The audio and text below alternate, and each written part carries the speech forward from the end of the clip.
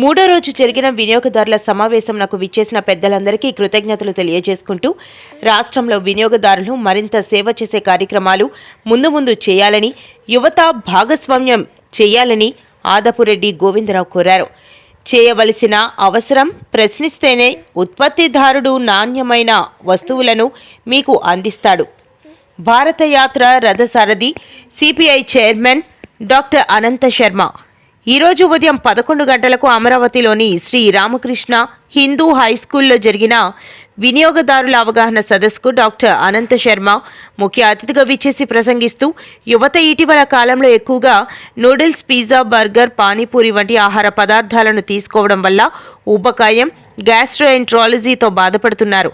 ఇదివరకు తల్లిదండ్రులు చేసిన గారెలు, బూరెలు, అరిసెలు, చక్రాలు వంటి చిరుతోళ్లు తిని యువత ఆరోగ్యంగా ఉండటం వల్ల ఈరోజు పాతతరం వాళ్ళు ఇప్పటికీ కుర్రవాళ్లలానే కనిపిస్తున్నారు.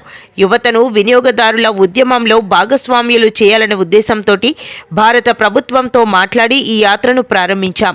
ఈరోజు కూడా గ్రామీణ ప్రాంతాల్లోని వినియోగదారులు తూకాలు, కొలతలు, ఎంఆర్పీ కంటే అధిక ధరలకు వలన నిత్యం మోసపోతూనే ఉన్నారు. నియంత్రణ చేయవలసిన అధికారులు, నియామకం ప్రభుత్వాలు చేయకపోవడం బాధాకరమన్నారు. ఈ కార్యక్రమానికి Shri Ramakrishna Hindu high school Amaravati head master అయిన శ్రీ ముత్యాల శ్రీనివాసరావు గారు అధ్యక్షత వహించారు. డిప్యూటీ తహసీల్దార్ ముత్తుకూరు రాజు ప్రసంగిస్తూ ప్రభుత్వ ఆదేశానుసారం ఈ కార్యక్రమం ఏర్పాటు చేయడం జరిగింది.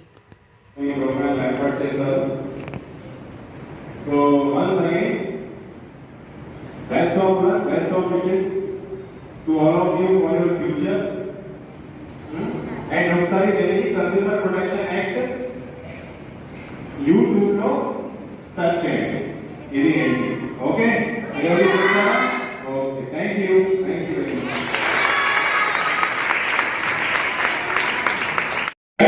Right compensation and around 1915, it's working in 17 languages and order 7 days. If you have any complaint, you can just call or you can WhatsApp and all the everywhere.